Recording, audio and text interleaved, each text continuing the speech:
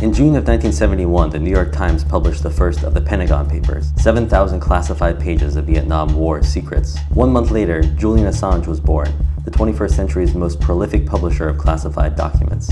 In 1991, a program called PGP was released, allowing anyone to encrypt their secrets and hide them from the government. In 1993, a system for leaking corporate and government secrets appeared online that used PGP and anonymous proxies to hide the data's source. It was called Blacknet. In 1996, a website called Cryptome launched. Over the next 10 years, it would publish the names of thousands of intelligence agents and sources.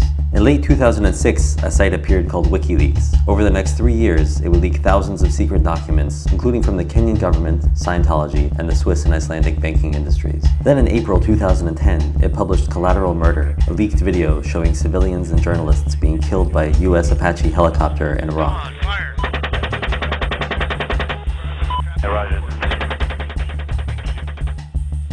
And that's when I realized that WikiLeaks was going to be a really, really big deal. I'm Andy Greenberg, and I'm a reporter with Forbes magazine. And as WikiLeaks started to release these record-breaking troves of classified information, I started to think about what it really represented, which to me seemed to be this new world where anyone can anonymously spill the guts of the government or corporation that they work for. And institutional secrecy as we know it starts to erode in the same way that personal privacy has been eroding for years.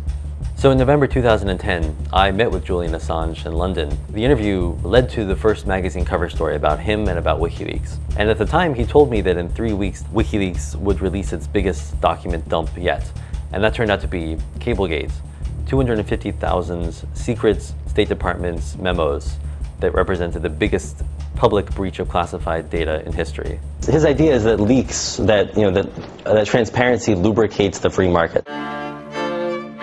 Around that time, I started to ask myself these big questions that I would spend the next year trying to answer, like where did the ideas behind WikiLeaks come from, and how did it do what it did, and was it all about this one brilliant guy named Julian Assange, or was it really about the technology that he used?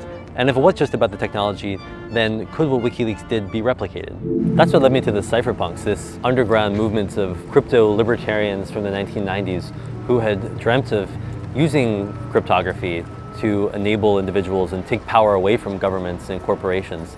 Julian Assange, before anybody knew his name, was one of these cypherpunks. And when I saw it in this new context, I saw that WikiLeaks was basically a cypherpunk vision, using cryptography to enable anonymous whistleblowers to protect their identities while they dumped secrets into your inbox on a scale that no one had ever seen before. So I went on this kind of cypherpunk tour of the US where I tried to track down all the cryptographers and idealists and anarchists who had come up with these brilliant ideas that led to WikiLeaks and then inspired Julian Assange. I met the creators of Tor, the anonymity software that millions of internet users run to obscure their paths around the web, including WikiLeaks and its alleged source, Bradley Manning. Tor expands on cypherpunk ideas, triple encrypting users' data in layers, like an onion, and sending it through 3 hops before it arrives at its destination. Underneath the layers of encryption in this onion of data, there's this core of secrets, and nobody but the source knows where it comes from or where it's going.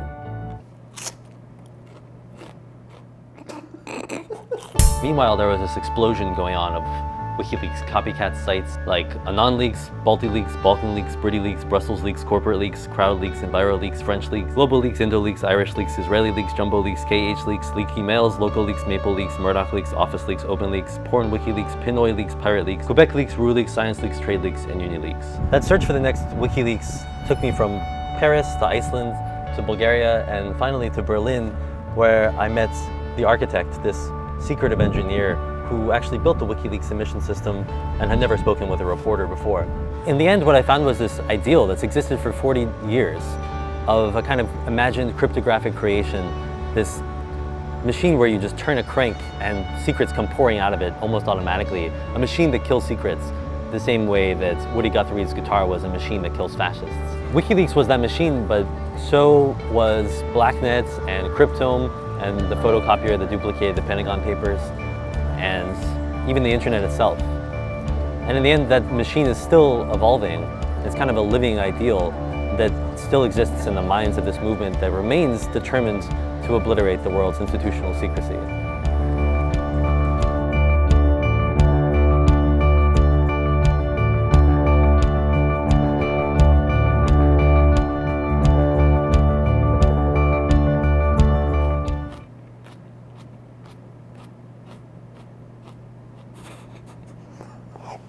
you.